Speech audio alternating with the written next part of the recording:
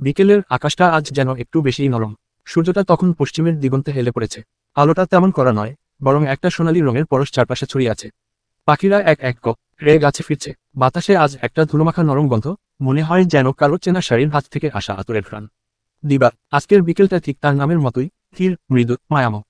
এরকম এক বিকেলে রাশিদ সাহেবের বাড়ি মুক্তাহ রস্যই কার রমুল গেটের সামনের রাস্তায় এসে থামে একটা সাদা রঙের টুকটুকে পরিষ্কার প্রাইভেট কার। দরজা খুলে নামলো একটা মেয়েটি, চোখে বড় গ্লাস ফ্রেমের চশমা, পনিটেইলে বাঁধা চুল। গাড়ি থেকে নামার সময় এক হাতে ব্যাগটা কাঁধে গলিয়ে নেয়, অন্য হাতে সামনের গেট ঠেলে চিরে পা রাখে বাড়ির উঠানে। ওর নাম জারিন, রিশার বেস্ট ফ্রেন্ড। সবসময় চশমা পরে। জারিনের ব্যক্তিত্বে একটা ভারিক্কি ভাব আছে, কিন্তু কথায় আচরণ এসে একেবারে প্রাণবন্ত। বাড়ির নিচতলার বারান্দায় বসেছিলেন তিনজন নারী, ইমা বেগম, আফিয়া বেগম আর বিলকিসারা, গল্প করছে। এছাড়া ওদের পাশে বসে আছে রাহিল, চুপচাপ ফোন টিপছে, মাঝে মাঝে কথা বলছে। জারিন আকার রান্দায় ঢুকতেই সবাই তাকিয়ে পড়ে। বিলকিসারা চশমার উপর দিয়ে তাকিয়ে বলে ওঠেন, কে এসেছে এতদিন পর? কেমন আছেন আপনারা সবাই আন্টিরা আর দাদুমণি, তুমি কেমন আছো? আলহামদুলিল্লাহ ভালো, সবাই একে একে বলে উঠলো ওদের সাথে কথা বলতে বলতে। জারিন হাঁটতে হাঁটতে একদম সামনে এসে দাঁড়ালো। হঠাৎ করেই রাহিলের গালে একটা চিমটি কাটল সে, বেশ হাসি মুখে। আরে এই যে আমাদের রাহিল ভাই, কেমন আছেন? আপনার নাকি কাটিং সেটিং করা হয়েছে? এখন সব ঠিক আছে তো? রাহিল একটু লাজুক মুখে হেসে ফেলে।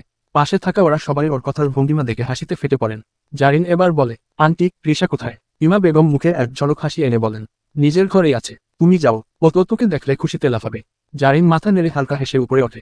প্রতিটা সিঁড়ির ধাপে পা ফেলার সাথে সাথে চারপাশের পুরনো বাড়ির দেয়ালে প্রতিধ্বনি হচ্ছে তার স্টেপের আওয়াজ। সিঁড়ির বাঁকে একপাশে রাখা ফুলের টবগুলো থেকে শুকনো পাতার গন্ধ আসছে। দেয়ালে ঝুলছে পুরনো একটা পেইন্টিং, একটু কাত হয়ে গেছে। জারিন উপরে উঠে করিডোরে পা রেখে একটু থমকে যায়, কারণ তার সামনে রেডি ঠিক করিডোরের মাঝখানে শুয়ে আছে।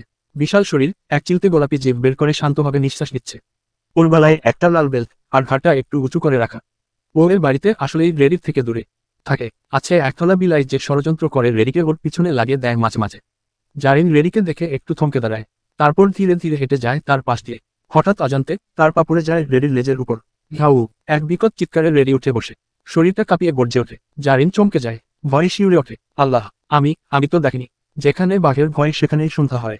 উদ্ধৃতি চিহ্ন, বিস্ময়সূচক চিহ্ন, উদ্ধৃতি চিহ্ন। রেডি দাঁতে দাঁত চেপে দাঁড়িয়ে জারিনের দিকে সন্দেহভরা চোখে তাকিয়ে আছে।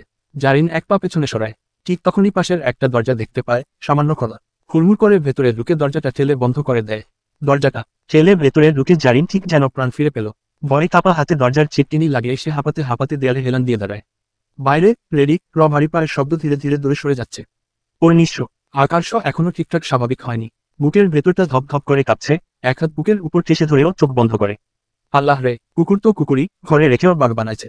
এই বাড়িতে প্রাণ নিয়ে বেঁচে থাকাটাও যুদ্ধের সমান। ও কিছুক্ষণ দেয়ালে হেলান দিয়ে দাঁড়িয়েছিল, তারপর নিজেকে একটু সামলে নিয়ে চোখ খুলে চারপাশটা একবার দেখে নিল। ঘরটা চারিদিকে অগোছালো। বেডের একপাশে জামা কাপড়ের স্তূপ, এক সাইডে পড়ে আছে একটা গিটার, আর টেবিলের ওপর রাখা খাওয়া একটা কফির কাপ। এইসব দেখেও ভুরু কুঁচকালো। কিন্তু ঘরটা একদম তরুণ ছেলেদের মতো গন্ধ ছড়াচ্ছে, হালকা পারফিউম, শ্যাম্পু আর একটু ঘামের সাথে শরীরের পরিচিত এক ধরনের নতার গন্ধ। জারিন একধারে তাকিয়ে দেখে দেয়ালে ঝুলে থাকা একটা ক্রিসেন্ট চাঁদের কাঠের শোপিস, তার নিচে কালো মার্কারে লেখা, একা থাকা মানেই দুর্বলতা নয়, সেটা নিজের মতো বাঁচার সাহস। ও মনে মনে ভাবে, এটা কার ঘর? ঠিক তখনই পেছনে থেকে একটা দরজার খোলার আওয়াজ। জারিন চমকে যায়, চোখ বড় বড় করে তাকায় সামনের দিকে। পেছনের ওয়াশরুমের দরজাটা একটু শব্দ করে খুলে যায়। ভেতর থেকে ধোয়া বেরোচ্ছে, ভিজে ভিজে। একটা গন্ধ ছড়িয়ে পড়ছে বাতাসে, শ্যাম্পু আর গরম পানির। আর সেই ধোয়ার ফাঁক বলে বেরিয়ে আসে এক ছেলেটা, সাইফান। তার খালি গা থেকে তখনও পানি পড়ছে।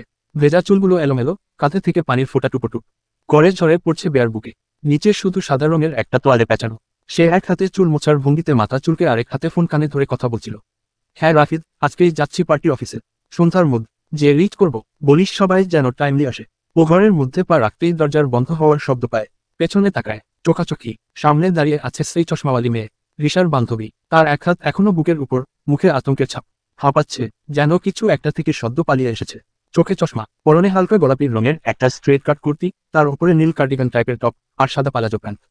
তার মুখটা তখন লালচে, আধা খামের চাপে, আধা লজ্জায়। সাইফান তার দিকে তাকিয়ে কয়েক সেকেন্ড স্থির হয়ে যায়। ভুরু কুচকে বলে ওঠে, এই চশমা, তুই আমার রুমে কি করস? তখনও ফোন তার কানে লাগানো, কিন্তু মনোযোগ সম্পূর্ণ অন্যখানে। জারিন চুপচাপ, মুখে একটা বিভ্রান্তির ছাপ। আবার রেডি ভয়ে এখনো থেমে আছে।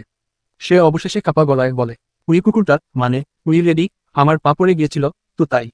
আরও কিছু বলতে যাবে, ঠিক তখনই ঘটে যায় অপ্রত্যাশিত ঘটনা। সাইফান কিছুটা বিরক্ত হয়ে ওর দিকে 2 পা এগিয়ে আসে, আর তখনই হঠাৎ তার কোমরে বাঁধা তোয়ালটা আলগা হয়ে পা ঘেঁষে মাটিতে পড়ে যায়। 1 সেকেন্ড, 2 সেকেন্ড, 3 সেকেন্ড। জারিন এক মুহূর্ত দেরি না করে ঠিক যেমন সিনেমায় নায়িকারা চিৎকার করে চোখ ঢেকে ফেলে, কিন্তু ও করলো উল্টোটা, ও মুখে হাত দিয়ে করে দাঁড়িয়ে যায়। মুখের চারপাশ তখনও গরম হয়ে উঠছে। বুকের ধুকপুকানি এমন পর্যায়ে যে মনে হচ্ছে পাশের বিল্ডিংও টের পাচ্ছে। সাইফান নিজের দিকে তাকিয়ে বুঝে যায় কি হয়েছে। আব্বাগো, এই চশমা, তুই চিল্লাচ্ছিস কেন? নিজের চশমা ছাড়া তো তুই কিছুই দেখিস না, এখন আবার জোকারের মতো দাঁড়ায় চিৎকার করিস। ও দ্রুত টেবিল থেকে তোয়ালটা নিয়ে কোমরে বাঁধতে বাঁধতে বকা ঝাড়া শুরু করে। চশমা খোলো, খোলো বলতেছি। কিছুই তো দেখিস না তুই। মুখটা না ঢেকে চোখে পাথর বেঁধে চিল্লাইতেছিস, না হয় তোর চশমাটা খুলে ফেলছিস, তাহলে তার কিছু দেখতিস না, নির্লজ্জ মেয়ে মানুষ। এমন করে চাঁদ চাঁদ করে আমার ইজ্জত গিলে খাচ্ছিস কেন রে? জারিন তখনও চোখ বন্ধ করে রেখেছে, মুখে মুখে বলছে, আমার দোষ না, আমি তো জানতাম না এটা তোমার রুম। তোমার টাওয়াল তোমার মতো ঢিলা হয়ে পড়ে যাবে এটাও জানতাম না। সাইফান থামলো, ভ্রুকুচকে কাঁধে ঝাঁকালো। তোর জীবন বড়ই ট্রেজিক চশমা। চল, এখন নাটক শেষ, বের হও। আর আমার ঘরে ঢুকলি তো? জারিন দরজার দিক খুঁজে হাত বাড়িয়ে দেয়াল টিপে টিপে বের হতে থাকে। এক হাতে চশমা ঠিক করতে করতে ও দরজার ছিটকিনি খুলে। আমি যাই, তুমি টাওয়াল ঠিক রাখো, আমি জীবনে আর ঢুকব না এই ঘরে। বলেই দৌড়। সিঁড়ি দিয়ে নামার সময় কানে ভেসে আসে সাইফানের শেষ কথা, দাঁড়া তুই, আমি আসছি। জারিন যেন কানেই শুনল না, ও শুধু দৌড়ে সোজা চলে যায় রিশার ঘরের দিকে। বুকের ভেতর তখনও রম রম করে বাজছে। মাথা গরম, মুখ লাল, শরীর গরম, এবং আত্মসম্মান যা চূর্ণবিচূর্ণ হয়ে গেছে। দেয়ালের ফ্রেমে হালকা আঁকা একটা উক্তি ওর চোখে পড়ে যেতে যেতে, কোনো কিছুই দুর্ঘটনাবশত ঘটে না, সবই আল্লাহর ইশারা। জারিন দাঁড়িয়ে পড়ে একবার ফুঁসে উঠে বলে, ইশারা না কু ইশারা। ঠিক। জারিন রিশার ঘরে ঢুকে এক দৌড়ে মেঝেতে বসে পড়ে, পিঠটা বিছানার গায়ে ঠেকিয়ে মাথা পেছনে হোক একার লিয়ে দেয়। চোখ বন্ধ করে হাঁপাচ্ছে সে, গলা দিয়ে শুধু কুহু করে নিঃশ্বাস বের হচ্ছে। একটা দুর্ঘটনার পর যেমন হয় আর কি। রিশা ওর দিকে তাকিয়ে ভুরুকুচকে বলে ওঠে, জানু কি হলো তোর, কখন এলি? শ্বাস নিতে পারছি না, হাঁপাতে হাঁপাতে বলে জারিন। ঘরে তখন নাফিসাও ছিল, বিছানার এক কোণে বসেছিল সে। রিশা আর জারিনের কথাবার্তায় সে একটু গা ঝাড়া দিয়ে বসে পড়ে। জারিনের এই হাল দেখে ওর চোখ বড় বড় হয়ে যায়, মনে হচ্ছিল কোনো অ্যাকশন মুভির শুটিং দেখে এল। রিশা দ্রুত জারিনের সামনে পানির বোতল এগিয়ে দিয়ে বলে, পানি খা, কি হইছে বল তো আগে। জারিন পানি খেতে খেতে গলা সাফ করে, তারপর নিচু গলায় গম্ভীরভাবে বলে, আমার আত্মা আজ ওর ঘরে পড়ে আছে রে। আমি শেষ। রিশা ওর কথায় অবাক, কোন ওর ঘরে? জারিন উত্তর না দিয়ে চোখ মুখ ঘোরায়, তারপর ফিসফিস করে বলে, তোর ভাইয়ের ঘরে। সাইফানের। রিশা আটকে ওঠে। নাফিসা আরেকটু আগিয়ে আসে, মুখে চাপা হাসি। রিশার দিকে তাকিয়ে বলে, কিভাবে গেল ওই ঘরে? ওই কুকুরটা, ওর লেজের পা পড়ে গেছিল রে। আমি তো জানতামই না দরজাটা ওর রুমের, আমি শুধু বাঁচতে চেয়েছিলাম। বাঁচতে গিয়ে সব গেল। ও কথা শেষ করেই কপালে হাত দিয়ে মাথা দোলাতে থাকে। রিশা আর নাফিসা দুজনেই এবার মুখ চাপা দিয়ে হাসে। ওদের কানে কানে কিছু কথাবার্তা চলতে থাকে, আর জারিন ততক্ষণে বিছানার পাশে মাথা এলিয়ে দিয়েছে।